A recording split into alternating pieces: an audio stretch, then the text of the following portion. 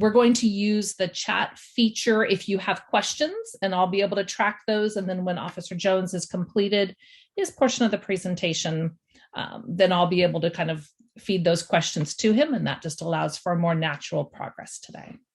So I'm going to go ahead and switch the screen and let Officer Jones introduce himself a little bit more and start. Well, hello, everybody. Thanks for being so patient. My name is Dan Jones. I am a police officer for Santa Rosa PD. I've been a police officer for 25 years. And throughout those years, I've done almost everything you can probably do in the police department in one way or another. Currently, I am a field training officer, and I've done that assignment for probably over half my career. And that's basically, I teach new officers when they graduate from the police academy. I teach them how to be police officers for Santa Rosa. My last assignment was a school resource officer. I was assigned over at Maria Creo and Rincon Valley Middle. It's a 5-year assignment, and I did my 5 years, and then I'm back on patrol teaching officers. When I started as a school resource officer, I came to notice that a lot of the things that I was dealing with stemmed from social media. A lot of fights, a lot of arguments, a lot of just nothing but headache for me, for the assistant principals, for the teachers, for other students. And I really wasn't that savvy on how all that worked. So I kind of jumped into it. We had a couple really major incidences. So the principal at the time at Rincon Valley Middle and I got together and we started this presentation. And so if you can go to the next slide. And we're going to talk about personal information tonight online, cyberbullying, social networking, and sexting, some of the dark sides of apps, how to protect your student or your child, and then some questions and answers. The cyberbullying and the sexting are actually what got us to start this program. Basic stuff. We all know that, we don't want to share our name, our age, gender, photos. And when I say photos, you don't want to have just you, especially if you're a child, because somebody who could be pretending to be another kid will know exactly what you look like. So I usually recommend that the students have group pictures with their family, pictures of their favorite things, their sports teams, bands, music, hobbies, whatever, but nothing of them, because somebody could figure out who they are if they're just walking down the street. Address, obviously, you don't want people showing up at your house. Phone numbers, you don't want people calling you or sending you spam. Hobbies specifically, meaning, I like the outdoors. That's great. Try to avoid I love mountain biking. I do it every weekend type stuff, because again, somebody who is pretending to be a child and is your child's friend on social media can figure out things. Like, for instance, the example I give is, say, for instance, you did show your picture put your picture on your profile page, just you, and you put mountain biking as your favorite thing to do, and you made this announcement, I'm going mountain biking this weekend at Annandale in the morning. Somebody could go out to Annandale and just sit there and watch the people come in and out and pick out who you are, and then follow you home, figure out where you live, all that kind of thing. And it has happened. Not necessarily here in Sonoma County, but it has happened. Those types of people have nothing better to do than stuff like that. Usually at this point, I'll ask the kids to tell me if they have friends on their social media they've never met. And I mean face to face. And everybody raises their hand every single time. And then I tell them, everybody on my social media platforms, if I have not met them, then they're not friends of mine. And that's just because it's how you stay safe. Obviously, we don't want to share our social security numbers, bank numbers, passwords, etc. I usually have to explain what a social security number is. And the reason I bring that up is the youngest identity theft case I've taken is a newborn. The parents did not take good good enough care with their child, newborn baby social security number, and their name was on some other stuff that was in a garbage. And after I gave this presentation, they went and checked their child's or their newborn's credit report, and he had credit cards already. They just changed the date of birth to get the credit cards. So be very careful with that stuff. Every time I see somebody have it in their wallet, I tell them to, leave it at home. You don't need it in your wallet. And I tell the students not to post anything about their family, because it's the same thing. People are learning about you. They're collecting data. That's literally what the cyber world is about. That's where money is made. That's where bad things happen, is how much data and how do I use that data. Next slide. So I usually show these social networks, and these are kind of the top social networks right now. This was back in 2018.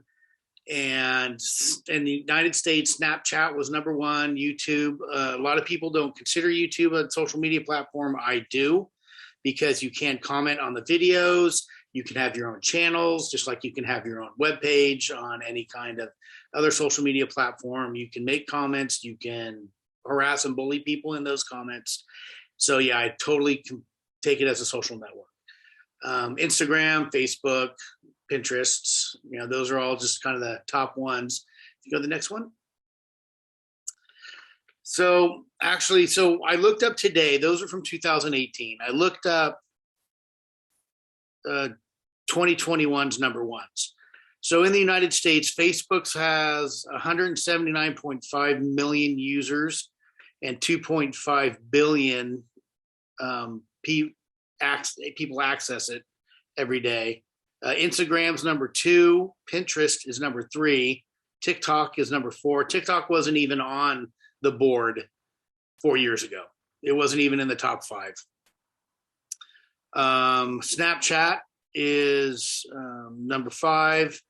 LinkedIn is number 6, and Twitter, which before Donald Trump was elected to president, was spiraling the drain, and they were trying to sell it, and they couldn't even sell it for $1 million.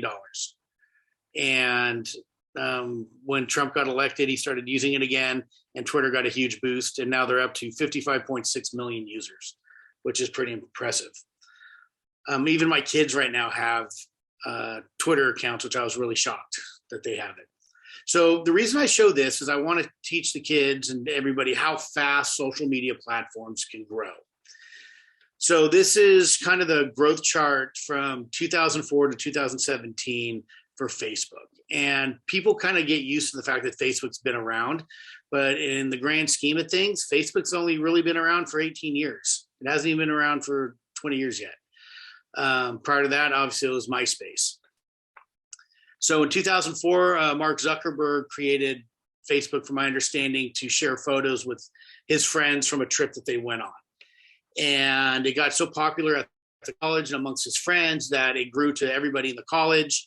And then it grew out to the other surrounding colleges, and just everybody kept joining and joining and joining.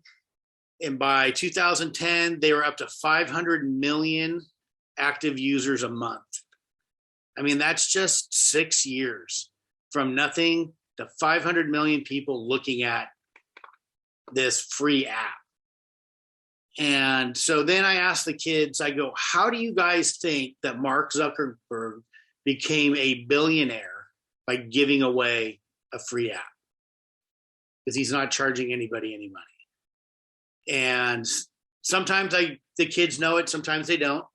And my answer is because they collect data. Mark Zuckerberg, or Facebook, sells their information, because if you look at the terms agreement, when you join Facebook and you click the I agree to all the terms, one of the things that most people don't see, because most people don't read it, is that everything you post on Facebook belongs now to Facebook.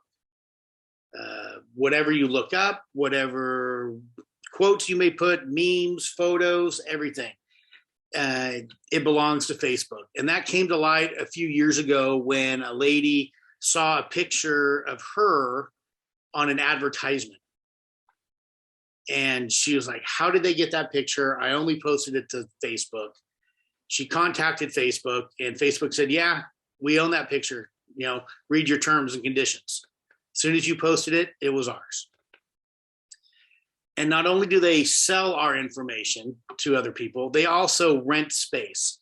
So if you've ever gone on Amazon or any other shopping platform and you search around for whatever you're looking for, and a week later you're on your social media platform and boom, there's a commercial or an ad for what you were looking for a week ago. And that's because Mark Zuckerberg sells space to Amazon saying, hey, you can remind Dan that he was looking for a new barbecue a week ago and that he hasn't bought it yet. So, just remind him that he's it by putting it up when he signs into Facebook. So then we get into this point. I talk about how whenever you put something on the internet, it stays on the internet. And if a computer touches it, a computer remembers it. There's software out there that can get me into the MySpace network, because the MySpace network still exists. And if I can have the means to, I can write a search warrant and get information from the MySpace network and any other network that's out there. And there are also apps, and we'll kind of talk about those later, but there's some apps out there that you can use too. Like with Snapchat, when you look at a picture, it goes away, but it just goes away on your phone. It does not go away off the Snapchat network. And I have been involved in writing some search warrants for Snapchat accounts. And we've pulled pictures off that people thought were gone because they were up for the 30 seconds and then disappeared. So it's all about information, and it's all about the information never disappearing. It's always somewhere. Every time you do a keystroke, there is a network out there and it's remembering what you did. Okay, next slide. And so that brings us into cyberbullying. And cyberbullying is literally just like any other kind of bullying, except bullies seem to be more empowered with this because they're not face to face with their victim. And when I heard something the other day from one of the principals that it made me chuckle, but it's completely true. When she was talking to one of the students about bullying, they said, oh, well, when I'm text messaging or when I'm Snapchatting or whatever, that's not real life. It's only when we're like in the classroom, that's real life. And unfortunately, it is real life. The cyber world is real life now. For me, half my life maybe has a cyber footprint. I didn't get my first computer probably until I was 26, 27 years old. I'd already become a police officer.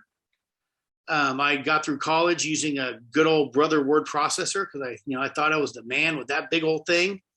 I got to save all my work on a floppy disk. It was great, but I never had a computer up until I was almost 30. And social networks, the closest thing was AOL instant chats that you could find, or chat rooms that you could find on AOL. And it wasn't until I was after 30 that MySpace came out. So there weren't any social media. They didn't have to put my picture out there. So I'd have very little social media presence. But the kids today, 100% of their lives are social media or touched by the cyber world. Because when they were born, friends, family, parents, look at my new beautiful baby that I just had. And oh my gosh, he or she just walked for the first time. Here's a video. She said her first words today. That's so great. I mean, and it's documented everywhere. And like I said, when you put it on the internet, it stays on the internet.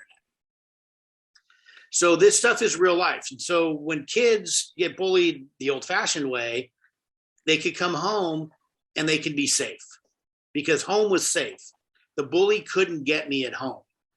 But with emailing and text messaging and social media accounts and whatnot, home is no longer safe because they can now reach you through the cyber world. Go to the next one. So some of the myths and facts about bullying. So a lot of kids think that if I tell somebody, it's going to make it worse, meaning that the bully is going to punish them for telling an adult or whatnot. So a study I read showed that if you tell somebody the bullying actually will stop immediately 57% of the time, it means it will not continue. And a lot of kids don't realize that. An example I have is my son, when he was 8, he'll be 18 in a couple weeks. When he was in 6th grade, he was being bullied, both at school and via the cyber world. Just to give you an idea, I'm 6 foot, and I think by 6th grade, he was probably 5'9", 5'10". He was not a small boy by any means, but he was very nice and he was very sweet and he had a big heart. And so he doesn't really push back. So he's kind of got the personality that's ripe for a bully. So during the winter one year, or his 6th grade year, I noticed that his behavior was changing. He wasn't smiling. He wasn't joking. He wasn't just being his normal self. And I kept asking what was up and he wouldn't tell me. And so finally one day on the way to school, it was pouring down rain. And I said, "Hey, what's wrong with you today?" Because he was in a particularly nasty mood that morning. Okay, come here. Put those down. He said, "Nothing." And I said, "Well, either you're going to tell me or you're going to walk the rest of the quarter mile to school in the rain because you're so nasty right now that I don't want to be around you." It's about cyberbullying and how to be safe online. We just lost the... Sorry about that. Let me get it back up in a second. Okay, so he broke down because his desire not to be wet going to school and not telling me, the desire to not be wet was bigger than the not wanting to tell me. And so he told me he was being bullied, and he told me all the different ways he was being bullied.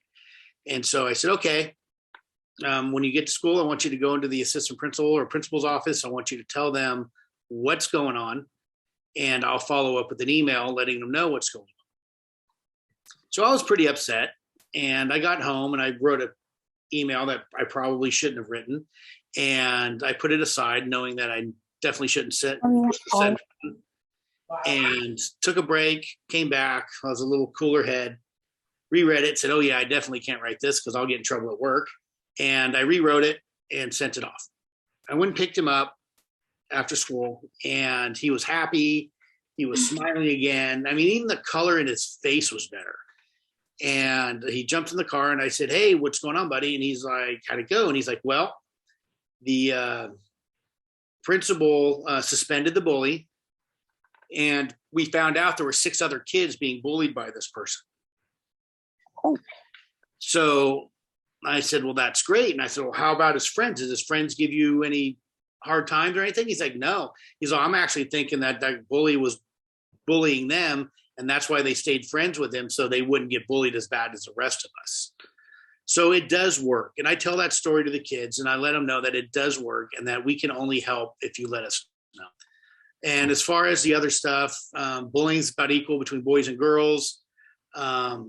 When I say victim needs to stand up and fight back, I mean they need to go tell somebody and ask for help. Never get physical with a bully, because it's actually what bullies are actually looking for. They want to set you up. They want to make you look like the one who's bullying them, because it's kind of the ultimate bully move. It doesn't really matter if you're in a big school or little school, the bullying is there. Teachers do a really good job keeping track of what's going on in class, but they don't see everything. I'm married to a teacher, and even though I can barely get away with some things at home, because she seems to see everything, there are stuff that, I do get away with, and I know her class gets away with. So if you see something, I tell the kids, then you need to tell the teacher for a couple of reasons. One is maybe the teacher did see it and the teacher is dealing with it on another venue and you just don't know about it. But the fact that you saw it means the teacher has a witness to say, yes, I'm not the only one seeing it. Or the teacher may not have been seeing it and you helped out this person. I read another study that showed that 25 to 20% of all school-age children are bullied at some point in their education.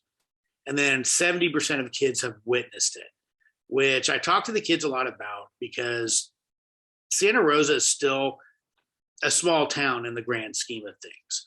And I run into people I know all the time and they're going to be going to school together for a while. They may be going to high school together. They may be going to middle school together. They may play each other. If they go to different schools, they may play each other in sports, or they may play teammates on the same sporting team. If they do a travel team outside of school, when they get a job, they may have the same part-time jobs while they're going through school. They're going to be together, and they're going to be around in the same circles, either really close or far apart, but they're going to see each other. And it's a lot nicer to have allies than it is to have enemies. And if everybody's an ally, then we never have to worry about the bullying again. Next slide, please. So one of the things that you can do is you can take a screenshot of if your child's being cyberbullied. Now on Snapchat, it tells the sender if somebody screenshots the photo. And a lot of kids don't feel comfortable doing that. And I completely respect it. Me, on the other hand, and maybe it's just a police officer in me, I like the fact that the bad guy knows that I've got evidence against him now, because it might actually get it to stop. I still want them to tell somebody so they can make sure nobody else is getting bullied. But I don't mind that the bully knows that there's evidence against them now. But if they don't feel comfortable, that's fine. Get another phone, get another camera, and take a picture of the screen. And then make sure you get a hold of the school and let them know. Because the education code actually does allow the school, even from bullying continues outside of school, to take action against bullying. Because if the bullying is affecting their learning environment, which means that they don't want to come to school, or they're afraid to come to school, or they just can't learn because they're afraid of being picked on or bullied, the school can step in, even if some of that bullying is happening outside of the school. And you can be suspended or expelled for bullying, depending on the severity of it. I've been involved in both over at Curio. If bullying contains any kind of threats, definitely contact the police and see what we can do. 653.2 Pc Electronic Harassment. That's generally a new penal code section that we can charge for a type of electronic bullying. There's a kind of a little laundry list of stuff we can do, but if we don't have like screenshots or evidence of the electronic bullying, it's really difficult to prosecute. So that's why taking those screenshots or pictures of the bullying from whatever social media platform or text messaging system you use is so important. And then 646.9 PC cyber stalking. That's also a very new section. And that's where you kind of get into the big time extremes. I haven't seen that with the kids yet, hopefully never. But this goes into where there's trackers put on the phone or on their bags or on their cars. There's keystroke recorders on the computers. There's someone hacking into the computer and turning on the camera on their computer and spying on them. I mean, this is some pretty severe stuff, which has happened. And that's why that penal code section was created. But the other part of cyber stalking also is that there has to be some kind of threat. And the district attorney's office in Sonoma County is very adamant that there has to be some kind of threat against that person, a friend, or a family member for the stalking to stick. Because I've had a few cases where there wasn't a direct threat, but the behavior was so egregious, like walking into this person's apartment and constantly harassing this person at their office to the point where they were hiding in a closet when they saw the person walking down the hallway. Because there was not a direct physical threat, the DA didn't file it. So the cyber stalking is really difficult. I haven't seen it with the kids, but it is there. And there's a lot of stuff that has to go along with it for us to prove it. It's really easy to block phone numbers now. It's just a push of a button. Back in the early days of cell phones, you actually had to call your provider and tell them that you wanted to block this number. And sometimes there was a fee to that, and sometimes there wasn't. But nowadays, all you have to do is push a button. Every time I get a spam text or phone call, I just drop down a menu on my recent call list, and I block it. So it's really easy. You can also call the social media platforms too and report that account as being bullied. I've shut down an Instagram account in about 30 minutes. There was my first year. There was an account that was created. We never were able to find out who created it, but it encompassed all 5 schools, high schools in Santa Rosa and Cardinal Newman and Anley. And it was called 707 Sluts. And it was post a picture of your ex-girlfriend, no matter what kind it is. And we weren't able to prove that any of the pictures on there were anyone under the age of 18. We tried to locate them, but they were pretty good at cutting off faces and stuff. But we got it shut down in about 30 minutes. And it's really difficult to try to call any of these social media platforms. You basically need to just go and you click the complaint for a post or a picture, and then you write down what your complaint is about it. Buzzwords like bullying, child pornography, inappropriate photos, and stuff like that is what's going to get in an automatic block and then investigated by that social media platform. Can you move to the next one, please? All right, so what not to do. Don't keep it to yourself, obviously. Do not return the threats against the cyberbully because they're setting you up. Never threaten or verbally or physically assault the cyberbully. Again, they're setting you up. And don't get involved in a back and forth online conversation with the cyberbully. A friend of mine's son did that very thing. He actually did all the things you're not supposed to do. And the cyberbully edited the text message string that they had, and it made it look like my friend's son was the bully, not him. So he went to the school and said, look, so-and-so is bullying me, and gave him screenshots of the modified text message stream. So my friend's son got called in. He was about to get suspended. And as things do in high school, it spread throughout the whole school like wildfire. Well, luckily his friends had actually screenshotted all of the actual text message thread. And so they went into the principal's office and said, hey, look, here's what it really is. He started it. He's been the one bullying our friend. My friend's son still get in trouble because he'd said some things he shouldn't have, because he got into the whole back and forth, making threats against the bully himself, that sort of thing. But the bully actually got a bigger consequence with suspension because he lied, he made a false report, and he was bullied. So, but if it wasn't for those screenshots, my friend's son would have taken the fall on this completely. So don't ever get into that back and forth with them because you're just getting set up. Next screen, please. All right, so some social media network apps. So there's a lot of very secretive apps out there. There's some that encrypt, like the little the My Utilities down there. That can have some encrypted, it can have a passcode on it.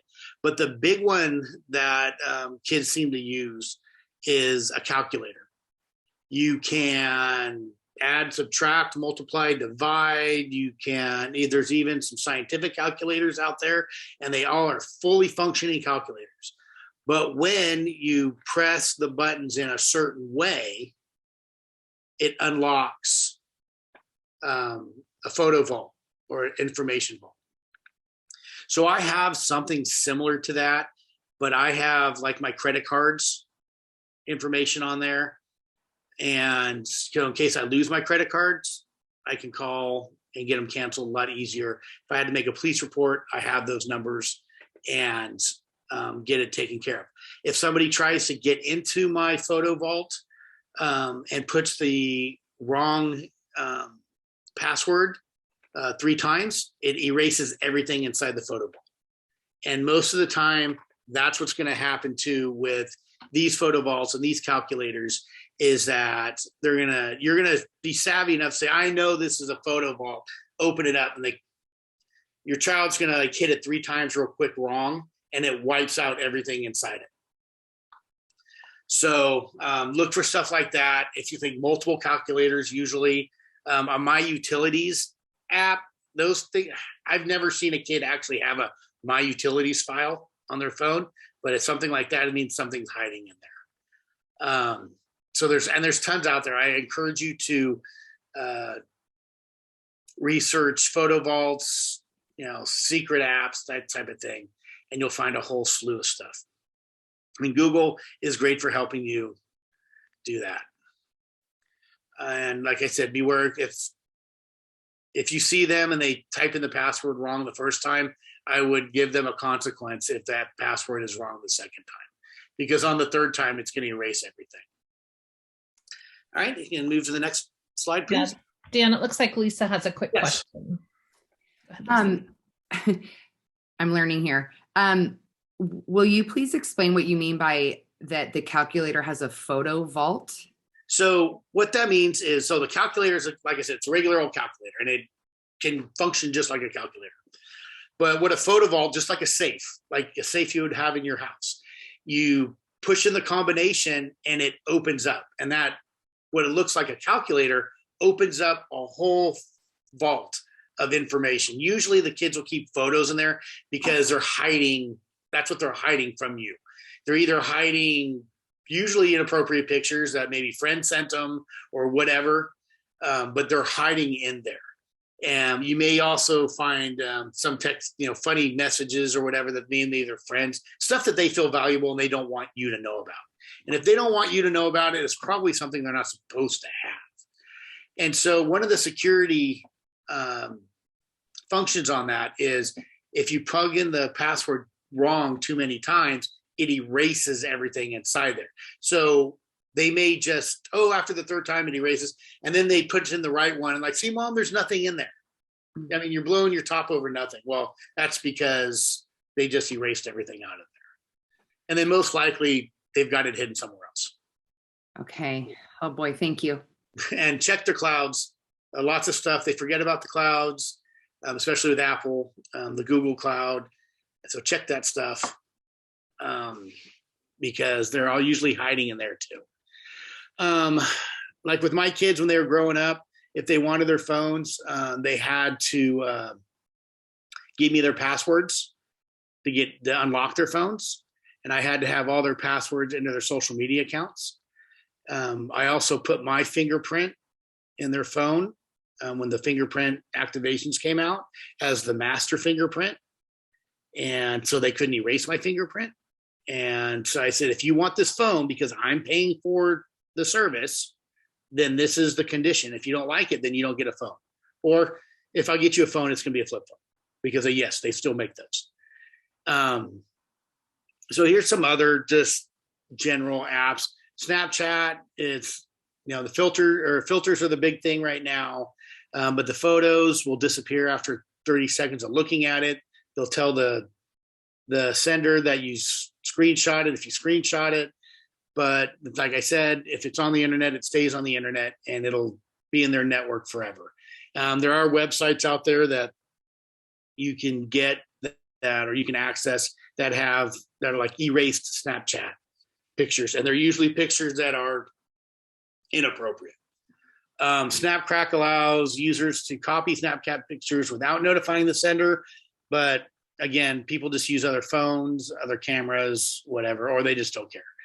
We talked about the photo vaults. WhatsApp got really big during COVID because it was just another free messaging, audio, video messaging chat system. So if you didn't have Facebook, you could have WhatsApp and you could talk to families anywhere in the world for free using video. Instagram, we know that's about. Kicks kind of disappeared, but you could send anonymous posts and text messages.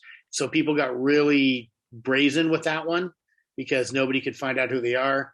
Ask FM is another anonymous text message system.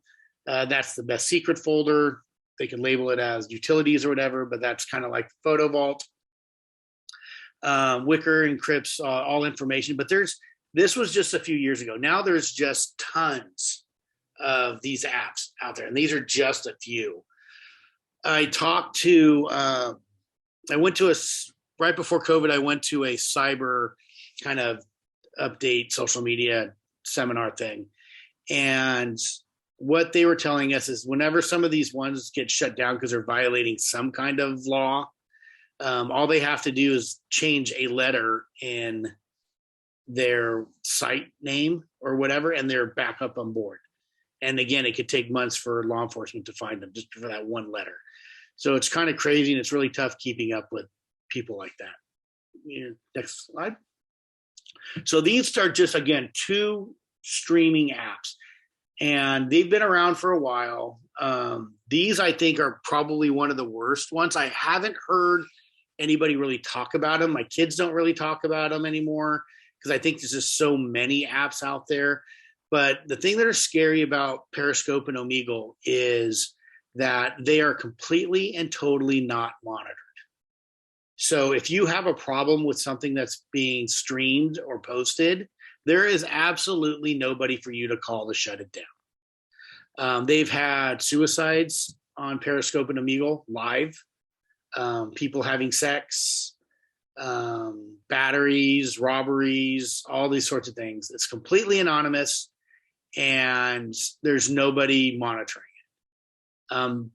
The government or law enforcement, both federal and state and local, try to shut these places down when they find out that they're streaming this stuff. And like I said, these people are very tech savvy, and all they have to do is change the name, change a letter or 2 in their code, and they're back up and running, and everybody finds out who they are. So be very careful if your kids are on these streaming apps. Go to the next one, please. So Uber, the reason I put Uber on here was a few years ago, one of our graveyard officers got into a vehicle pursuit with a stolen car. And it was stolen by 4 or 5 middle school kids. They stole their parents' car. So when they finally came to a stop at a dead-end road, they all took off running. And we caught one because he didn't get out quite fast enough. And I was able to locate the rest of the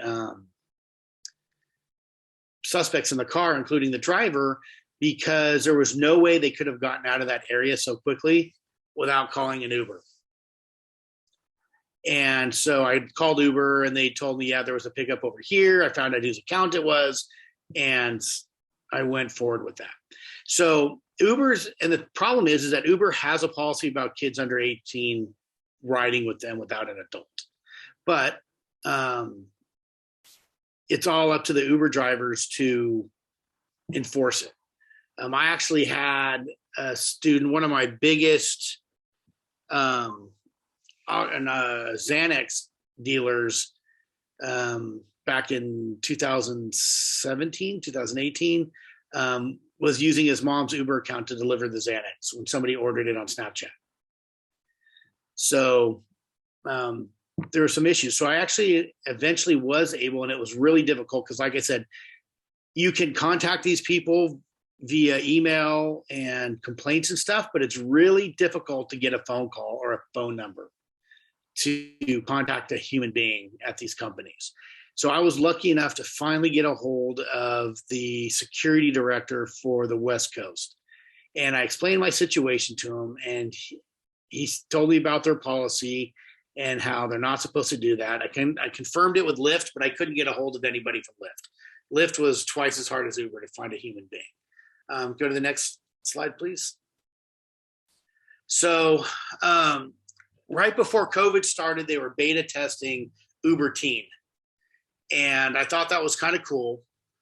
And what the whole idea was is that if a parent wanted to order a Uber to pick their child up, which a lot of parents are doing, and that was the big problem, they could do that, but the parents could set kind of a digital fence. So they could pick the child up at the location, and this was the route the Uber driver was to take. And if the Uber driver left that digital fence or went outside it, the parent would get a notification that they left that route. They hadn't released it nationally because COVID hit. Actually, what happened first was the big were contract employees suing Uber and sort of thing right now. And then COVID hit and I kind of got put on the back burner and I haven't heard much about it. I was really excited about it, but I haven't heard much if they're continuing with it or not. If you go to the next slide, please. All right, sexting in America. Like I said, this was the other reason with cyberbullying, and this was the other reason. I've dealt with fifth graders with this, but normally it's between sixth grade to senior in high school is what I mainly dealt with this stuff. So sexting is the sending or receiving of sexually explicit or sexually suggestive images, messages, or videos via cell phone or the internet. So that doesn't mean necessarily pictures of themselves, but it's anything like that. And it necessarily doesn't have to be naked pictures either. It just, like I said, has to be sexually suggestive images. So a couple studies, 1 in 4 kids under the age of 18, some as young as 11, have received sex messages. 1 in 7 have reported sending a sext message. A study of 500 girls, 12 to 18 years old, 2/3 of them have been asked for nudes. So this is one of the other reasons I personally started doing this. We took this stuff for granted when it came out. When we were growing up, our world was like this big. It was our neighborhood. And then if we played a sport or had an outside activity, it got a little bigger there. Then we went to school and it got a little bigger there. And then we went to a bigger school, middle school. Then we went to a bigger school, high school. Then we got a job. And that was kind of our world. But by the time some of these kids are in 2nd or 3rd grade, they have access to the whole world. They have access to unlimited information. I usually show my phone and say, there's more computing power in this phone than there was on the computer that took man to the moon, which is actually true. And we as adults kind of took it for granted. It's like, okay, here, watch a movie. Here, play a game or whatever. And we didn't teach our kids that even though you have all this power, we didn't teach them the responsibility or the consequences that come with it. And a lot of kids, some of these boys, when they turn 12, 8, 13 years old, that's about the age kids were trying to find out where dad was hiding his Playboy magazines, or whose friend's dad had Playboy magazines. Now they can just go online. So it wasn't really difficult. And there was nobody to explain that stuff and had be inappropriate. We can tell them that, okay, you shouldn't be looking at that. You're too young. But we weren't explaining why they shouldn't be looking at it, why they're too young, and the consequences for doing that stuff. And so now they can talk. Before you had 2 or 3 phones maybe in your house, and you had to sometimes, if you're lucky enough to have one in your room, or if you had to have a conversation with somebody, it was out in the kitchen where the whole family could hear it or whatever. Now they can be completely incognito with their phone. And again, we didn't teach them the consequences and the responsibility with that stuff. So the teens now are starting, they think, or some people may think that they get attention, and they do, because they get negative attention. Every student that I've dealt with in these situations has gotten nothing but negative attention. Nobody has ever, that I've heard of, has become popular, and everybody wanted to be around them. They were nuclear. Nobody wanted to be around them. Nobody wanted to be associated with that person. And they usually lost most of their friends. Some say it's just a joke. Well, the joke's on the person who sent it, because everybody in the world is going to see it. A friend of mine's nephew, when he was in high school, took some 10-second video, inappropriate video of a drunk girl at a party. And that was on Friday night. And by Monday morning, the entire school had the video. He ended up getting expelled and actually criminally prosecuted and convicted of some child pornography stuff, and which completely to this day has ruined his life. And this was when he was a freshman in high school. A lot of pressure from peers comes from it. Then it does. Boyfriends, usually girlfriends, significant others. They think it's going to make them popular, and it's not. that never makes them cool or accepted, and they don't understand what the damage is going to be. It usually starts with just the request, and then when you say no, they're going to persist with that. Then they're going to pretend to be angry because you're not sending it to me, and then they're going to get to harassing them about it. And then what the threats are going to happen is, I'm going to spread a rumor about you if you don't send it to me. And then that leads us to, did you get to the next one? Actually, next one. That leads us to sextortion. So when you send that inappropriate picture because you want them to be quiet about it, what'll happen is they're going to ask for another. And sextortion is actually a new charge. It's about 5 years old, and they're going to ask for another. And when you say no, they're going to say, fine, everybody in the school is going to get it. I'm going to send it to your parents. I'm going to send it to everybody. Everybody's going to know you sent me this photo. And then they're going to end up sending more to make them quiet again. So that's kind of where it leads to it. And some kids just don't care, and they don't realize what happens. So I have arrested and convicted a few students of the possession and distribution of child pornography, which is 311 of the penal code. They were high school students, and it caused kind of a stir in the county, because normally on child pornography cases that you don't know who the victim is. You just suspect that they are under the age of 18. But when I had identifiable victims, it was really difficult. The suspects or predators, one of them actually got shipped back to Texas, because if he didn't, he was going to do time in the youth authority here in California.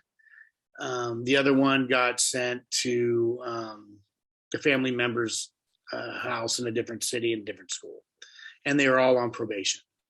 I try not to do that in the fifth, but these two particular cases were extremely extreme. They were bad. So there's also the new revenge porn sections. Those are about 10 years old. That is people basically posting pictures of ex-girlfriends, kind of like that 707 sluts I talked about earlier. Sending harmful matter. That can be sending any kind of inappropriate picture to a minor. So it could be of an adult nude body, but if it's a minor who's receiving it, then that is the 288.2A, which is also a felony. And then we talked about the sextortion. So what to do though if your child somebody sends it to them? And I have had that too. It was New Year's Eve, and this kid was in Tahoe with his family, and this very disturbed other kid sent this kid inappropriate pictures of herself in a video. And he did the right thing, and he went to his mom and he said, so-and-so just sent this to me. Mom took the phone, and as soon as they got back to home, and when school got there, they told the school told me. We identified the student who sent it, and we got it off the receiving student's phone, obviously, and then we got counseling and other things. So that student had some issues, big time, and so that's normally how we deal with it. But if that student had kept the photo, he would be guilty of 311 PC, because he would be in possession of it. If he had shown any of his friends the video, he would not only be guilty of possession, but he also would have been guilty of distribution, which are two separate charges, and they're both felonies. Like I said, obviously, these are the extreme ends of what will happen. I've only done a couple of those cases when I was in SRO. Most of the time, we did the stuff here on the bottom. We got counseling, we got restorative, and I make it very clear to the kids that when we do the restorative stuff and the counseling, it's with their parents. Their parents are involved in the whole thing. Their parents are going to see, if they want, why they're in trouble. We're not hiding anything from their parents. That gets them a little embarrassed. So hopefully that'll prevent them knowing that their mom and dad are going to see everything. do some community service, and that's usually maybe part of the detention at school, clean up stuff, whatnot, and then possible suspension or expulsion depending on the severity of the situation. So in order for me to convict a minor of this, and it also includes, possession also includes a naked picture of themselves. All I have to prove is that they know the difference between right and wrong. So say, for instance, they get caught the first time with something they shouldn't have, and we do some counseling, we do some restorative, and hopefully everything is right in the world. But then we catch them a second time. I can prove that they knew that was wrong from everything we did the first time. So, and they're not learning. So they're more likely to have criminal charges pressed if they get caught a second time. They're more likely to get expelled or suspended a second time, but they're also still going to continue with the counseling and restorative stuff. Now, a question I get a lot is, well, what about when they were babies and they were in the bath and that's the private parts and all that sort of thing? So if you go back up one, actually two, the next one. So remember, it says is sending or receiving sexually explicit or sexually suggestive images. So just because you're taking a picture of your child when they were a baby in the bathtub, because everybody does it and it's so cute and whatnot, that's not child pornography, because that's just a baby taking a bath. It's when you're focusing on their private parts or you're having them pose in a sexually explicit manner. That's when it becomes a problem, and that's what can get them in trouble. Okay, and go back down, keep going, and here. So how to protect your child. So this is where we get to, it's our turn. This is where we get to be nosy in our kids' lives. And this is where if they don't like it, then they don't get a phone, or they don't have access to the computer unless I'm there to watch them. And I know it's easier said than done. And my kids absolutely hated me all through middle school and most of their high school career, because I was all the way up in their business with their computer stuff. Is it's sure all their accounts are set to private and everything. So always check their the security measures on all their accounts. I found out in that seminar thing I went to that there's always glitches. So like Facebook, Instagram, there's always something wrong going on. So there's 24/7, there's software engineers fixing this stuff. And when they fix it, like anything else, you have to restart the system. So Facebook, Instagram, so any social media account, they're always restarting. And when they restart, they may default back to the general security measures that you got it when you opened it up. So you, on occasion, you want to do a security check and make sure that everything is blocked so nobody can see it outside who's not authorized. Keep their friends list limited. Make sure that if they've never met them before, that they're not friends with them. If you've never seen face-to-face, you've never shaken a hand, you've never given a hug, you've never breathed the same air, they shouldn't be on their friend list. Because I asked the kids at this point, how many of you lied about your age when you opened up your first social media account? And every single one of them raised their hands. So if they can do it, so some creepy old adult can do it as well. Kids are looking at friends like the badge of honor, kind of like likes and follows and all that other stuff now. The weak security allows students to be found out. So I've actually, and I did it just out of a whim. I was watching the Food Network and Guy Fieri was on TV with his son, Hunter. So I thought, I bet Hunter is friends with all these Food Network stars on their social media accounts. So I went to Facebook. I knew one of Hunter's friends, went to his webpage, found Hunter, went to Hunter's Facebook page, went to Hunter's friends because his security was awful, and got into most of the personal Facebook accounts of the Food Network stars. And if I could do that to them just sitting there because I was bored, imagine what somebody can do if that's what their job is. So make sure you check the security stuff on it. Review their online activity, find out what they're doing, who they're talking to, be nosy. Be sure that they're not posting stuff that they shouldn't be, because again, they can get in trouble at school. They can get in trouble at home. They can get in trouble with the police department. And we'll get into some other stuff that will affect their lives down the road. Go to the next one, please.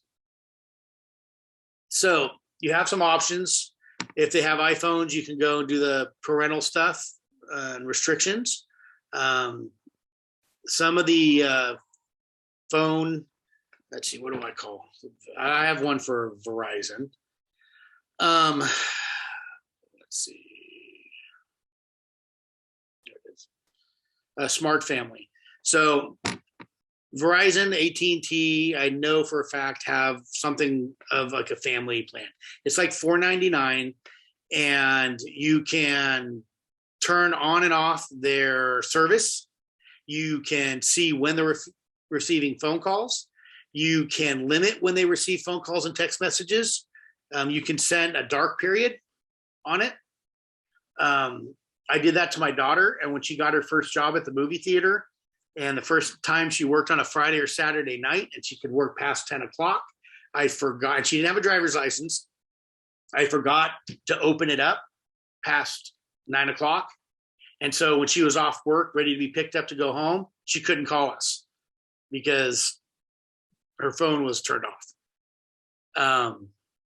So she had to use the employer's phone to give us a call to pick her up. So I had to make adjustments to that, but it does work. Use Google search apps to find other ways you can download software and apps for your to protect your kids. Keep communication open with them. Talk to them about this stuff. Talk to them about what's appropriate, what's not appropriate. Talk to them what the consequences are. If they come to you because they screwed up and they're being honest about it, or if you find something out and you go to them, don't go from 60, start at 0, be calm about it. If they come clean and they're honest with it, reward them for their honesty, and explain to them, hey, look, appreciate you being honest. That's great. You know this is not right. You know you're not supposed to do this. There should be a consequence for it. But you know what? This time, because you were honest, I'm just going to give you a warning. But from now on, though, there's going to be a consequence. But if you come out just swords ablazing, they're not going to want to tell you anything ever. I know my daughter pretty much tells me everything, and sometimes I wish she didn't. But that's the way I came at it for a while in the beginning. But then when she became 17 and knew everything, then that was a whole different ballgame. But yeah, be honest, talk to them, get involved, be nosy. It's our turn. Our parents were all up in our business when we were kids. It is now our turn. And I took mine totally. Next slide, please. So Verizon's got family stuff, T-Mobile, Sprint. I called them all, and they all have some kind of version of a family plan for a security plan. And so then you also have Circle by Disney. It's a Wi-Fi controller. You can use that for your house, for your Wi-Fi network. Now, Circle so Disney got involved with that just because they went to a trade show. They saw the gentleman who designed Circle, and Disney thought it was great. Went up to the guy and said, how much money do you need to get this off the ground? We just want to put our name on it, but you have complete and total control. So Disney just wanted to be associated with it because they believed in it that much. And they were smart, because you go to the next slide, please. Disney or Circle sold the software to Netgear. So when you go onto Netgear for a router, the Circle software is already on there. Circle by itself costs about $100, but it comes free with Netgear when you buy it. These are home routers. They'll help you control your Wi-Fi and monitor your Wi-Fi network. I have the Netgear one. It is great. The app is super easy to use. There's stuff on there I've never used. There's stuff on there I don't understand. But what I do understand works for us. I can see exactly what what everything that is on my Wi-Fi network, I can see. So I don't have cable. I stream my television. I see the televisions on my network. I see the kids' phones. I see their computers. I see my son's Xbox. I see it all. If I want to turn it off, I can turn it off. If I want to automatically turn it off every night at 9 or 10 or whenever, I can do that too. If I want to shut down the whole network, I push one button and it shuts down the whole network. And I've threatened that at dinner time. So look into them, study them. I'm not, like I said, I have the Netgear. I like the Netgear, but this Clean Router, Luma, they were all highly recommended by our IT folks at the police department. But there's a lot better out there too. It all depends on how much money you want to spend. Next slide, please. So for your phones, there's a whole bunch of different apps and software you can download. If you're an Android, those are just some of them. Again, I would completely research it yourself and find one that works for you. Okay, next one. Okay, so these are some software websites you can put on your home computers. Norton, Clustudio, TeenSafe, KidGuard, Bark.us. And so I had, when the kids were younger, I had XFI Locator Pro. And what that is I have an Android and they have Apple. So to have kind of a find your phone for the kids having an Android was really difficult. So I found this website and this app, and it's pretty good. It has its glitches, but it's pretty good. And it's really accurate.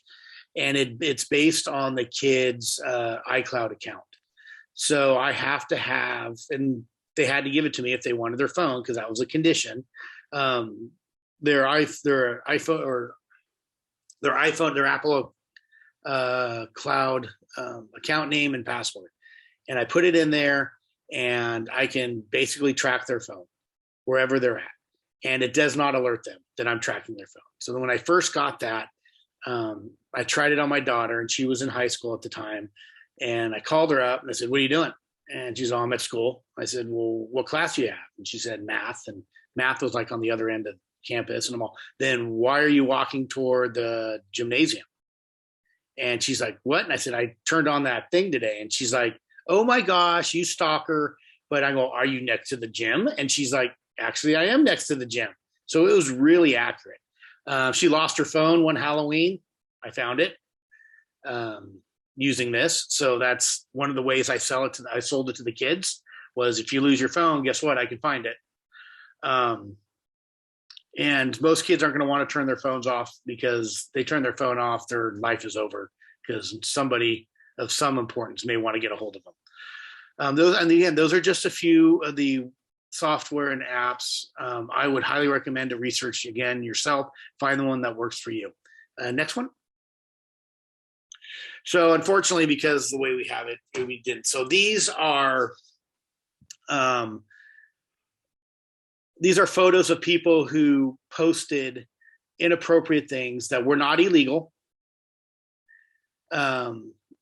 There were consequences. And so how I preface this before I started with the kids is I ask them what the First Amendment is. And they explained to me what the First Amendment is. And I explained to them that the First Amendment only protects them from government. It does not protect them from private industry. So for me, when I became a police officer, I kind of gave up some of my First Amendment rights, because if I post certain things of maybe that I believe in that makes the department look bad, even though they're not illegal, I could have a consequence at work. But that's something I chose when I became a police officer. So I go through these so you can kind of, unfortunately, because it's a slideshow, but so the young lady in the right-hand corner, she is a police officer, and in her uniform, and you can't see what department she's from, but you obviously can see she's a police officer. She says, "I'm the law today," using the N-word. And she got fired, and most likely will never have a police officer job again, because that will follow her for the rest of her life. The picture underneath The Google guy, he was a firefighter. He posted on his own time that he would never allow to get beat up by a woman, that he would tell her to get back in the kitchen and go bake him some pie. He got fired from his firefighting job and most likely is not going to be a firefighter ever again. The picture underneath the lady right there in the purple, that one I kind of feel bad about. That one is ER nurse who took a picture of a trauma room at a New York hospital after they saved the life of a man who got hit by a train. It's dirty, it's messy, there's bandages and packaging, there's just stuff strewn everywhere because they hadn't cleaned the trauma room yet. And she took a picture of it, posted it, and said, this is man versus train, hashtag saving lives, hashtag EMS, nurses, and all this stuff. Just screaming how good of a job that they did saving this man's life. The hospital saw it as, you're telling the world that our ER is a mess, that we're slobs, that we're not clean, and you're fired. So she got fired. So I actually felt bad about that one. This one right here with the SUVs and the lady riding the bike. So if you looked at that, would you know that that is a presidential motorcade? I mean, there's no flags, there's no nothing. It's just a black SUV. And if you knew that lady riding the bike, would you know who that lady was? Because it's just the back. So what that happened to be former President Trump's motorcade. The lady's flipping him the bird. Her friend thought it was funny, took a picture of it, gave it to her. She thought it was funny. She made it her profile. Her work, who has federal contracts, found out about it, went on her social media platform, saw it. You wouldn't know any of that stuff because she didn't put any kind of heading, didn't explain the picture, nothing. They fired her for it in fear they might lose their federal contracts. The guy in the Google, he was one of Google's biggest and brightest brains. He wrote in an inter-office memo that was not meant for the outside world, that women would never be as smart as him and they can never do what he does. He got fired, really quick. And even though the rest of the world didn't know about it, Google didn't want to be associated with him. And this one is the lady in the purple is a teacher. Before she became a teacher, she had a boyfriend. And that boyfriend, she sent a seductive picture to him. And they had apparently since broken up. She finished college. She got a job. She'd been a teacher for about 3 or 4 years. And a student found the picture on the internet. So there was some, probably like we talked about earlier, some revenge porn there and posting it without her permission. And when the school found out that the student found it, they fired the teacher. Even though this happened years before she became a teacher, they didn't want to be associated with someone who did that. And they could do that. They just didn't. If they didn't fire her, they just wouldn't renew her contract. And so, we talk about the consequences of posting things. And we talk about how when they go to find the job nowadays, when you do a background investigation, it used to be having to knock on doors and make phone calls. Now I just have to Google you. When the police department does your background, we ask for all your social media platforms, and then we look at them. And if they're marked private, we make you add us as a friend so we can look at them. And if our kids have been in the social media since they were born, we can go all the way back to before they start school and see what kind of person they've grown to be. If we find a social media platform that they did not list, we'll go to them and say, hey, look, you didn't list this one. What's the deal? Oh, I had that one in 6th grade. I totally forgot about it. Great. Let me see it. And then we'll look at that one too. But if they say, oh, I didn't really want you guys to see that one, there's some stupid stuff, I was a kid, then they lied to us and we don't want them as a police officer. And colleges do the same thing. Oh, and there's another picture under there too, I forgot, of a young lady who went to a college in the East Coast, I believe, and they're at a party. Another student passed out. They drew all over This girl thought it would be funny to take a picture with her, and then she posted it on her social media account. A complaint was made to the school, and the girl got kicked out of school because, again, the school doesn't want to be associated with people like that. And that's why schools will do backgrounds on you. The more exclusive the school, the bigger the background. Next slide, please. And so in closing, just check their phones and their computers, access their clouds, be nosy, show some interest in their lives. If there is some problems, get them help. Don't be afraid of taking the phones, the computers, the Xboxes. And remember too, Xboxes, they can communicate as well. Xboxes, they have, if they play online, or PS whatever's they are, or the PlayStations are now, any kind of just any kind of computer game online is a social media platform. They can talk with people they don't know. And again, you may think you're playing with another 14-year-old and you're really playing with a 36-year-old guy that's living in his mom's basement raising gerbils. So you never know. Next slide. And so our kids have supercomputers at their disposal. They have instant access to everything, both good and bad. With this kind of power, the disposal, we owe to them to teach them about this stuff. And remember too that they're going to have secret accounts. They may not have them now. Like for instance, too, on those photo vaults, they may have another Snapchat app in there with their secret account. Because like right now, my son's almost 18, my daughter's 20. I asked them how many secret accounts they had when they were in high school, and they said 3. Both of them had like 3 secret accounts that I knew they had, but I didn't know what they were. And they were really good about keeping them secret. So just remember, they're gonna hide them, and they're gonna have them, and their friends are gonna tell them. They may start out as great and understand this stuff, but peer pressure comes in all forms, and it's like, hey, just do this, and your parents will never find out you have this. Show them this is your parent version. This is our regular kid version. And that's kind of how that one kid was selling Xanax all over Lincoln Valley. All right, next one. I just kind of like this. It's your cell phone has already replaced our camera, our calendar, and our alarm clock. Don't let it replace our family time.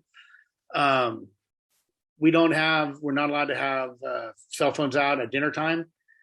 I'm really big on family dinner, even though it's getting less and less now with kids having work and daughter going off to college in September. It's all starting to slowly dwindle away to being empty nesters. But I don't take for granted the time I have now. When we go out to dinner, everybody has to put their phones away. And if a phone rings or a text message pops up and somebody grabs it, then they have to do everyone's chores for a week. With my friends, it's everybody, that person has to pay for the meal. But with the kids, it's they've got to do everybody else's chores for the week. So take the time, try to get their faces out of these things, have them enjoy the real world and not just a picture of it. And good luck. All right. Do we have any questions? Well, the one question that I see right now is, will a copy of this be available? And absolutely it will be. So we do have a couple of minutes, but I do want to thank you, Dan. There was so much information in there that I'm hopeful that parents are grabbing or took quick notes on some of that information. But we do have time for a few questions if a couple people want to either raise your hand, unmute, stick it in the chat. One of the things too is what you saw, except for the software stuff and how you protect your kids stuff, is the same thing that I taught all last week to the 6th graders at all the schools at Regan Valley Unified. I even talked to each principal first to make sure that if they wanted me to show the sexting slides that you saw, if they wanted me to show them that one, I have kind of an easier going one that I have shown to kids in 5th grade and actually like a 3rd grade boy or Cub Scout troop. That just talks mainly about inappropriate pictures. Nobody should be asking We don't really get into the criminal consequences, just that they'll get in trouble. But all the principals wanted me to give them that this is what the real world's going to be looking like for you, which includes criminal charges, and it gets worse as you get older. So if you're wondering what the kids saw, you guys saw what the kids saw, and then you got a little bit more. That is perfect. I don't think it's ever too early. You're right. When we hand that phone to that student or that child, all of this needs to be thought of. So again, thank you. And I know that a couple of people also in the chat were thanking you for the information. Yeah, because my kids started off with the flip phone. It was only because we would go to football games, the high school football games, and they would take off with their friends. And I just wanted to be able to, okay, it's time to go, and call them. They didn't get smartphones until their sophomore years in high school, which, you know, I caught a lot during freshman year, but I'm like, yeah, you guys got to show me some responsibility, because it's going to be really embarrassing for the guy that teaches us this topic has to come into school because you screwed up. I have to say, my son who was here with me this time, he was like, before we did this, he was like, we talked about what it would be about. And he was like, I think they should teach this to fourth graders. And he was like, the kids at my school are talking about these kinds of things already in fourth grade. So I'm glad you're offering this, because it is a tricky subject, because I think there's a presumption that there's innocence and that kids aren't doing this or whatever. But yeah, they are. They are. And that's the other thing is to where we were at maybe 14, 15 years old, they're getting there by the time they're like 9 and 10. Because like I said, our world was this big, their world is unlimited. And let's face it, they're more tech savvy because they grew up with it, where we're catching up. Well, and I would like to add too that, you know, they just spent over a year at home with the expectation that they were going to be on a computer to do distance learning. And, you know, they were, by no fault of anybody, they were given free reign to the internet, and it's showing. Oh yeah, because my son, I mean, who is a straight A student, was sitting there with, here's his school laptop, and then he had his desktop over here, and he's playing his online game while he's in class. And I'm like, dude, what are you doing? He's like, Dad, I've got an A in this class. Don't worry about it. I'm like, all right, you got an A. And he did, so I couldn't yell at him too much. But yeah, I mean, they had a lot of time on their hands to explore the world. They did. This is their best friend for about a year. Well, again, yes, thank you, everybody. This is the tip of the iceberg. We know that we need to continue to partner with not only SRPD, but our schools and our families, just so that we can stay on top of the latest and support our students at all ages. Absolutely. So we will be again, we've recorded this. It will be on our district's website. We will also make sure that each principal has a link to it. So if you want a copy of this and you're here tonight, just reach out to your school principal and we will make sure that they then can share it with you. So again, I thank everybody for spending your evening with us. And again, thank you to Officer Jones. We so appreciate your expertise, your anecdotal stories that make it real. So thank you so much. Oh, you're very welcome. It was my pleasure. I see it as an investment, so I don't have to meet you on bad terms in the future. There you go. Excellent. Okay. Thank Everybody, you. have a good evening. All right, folks. Thank you.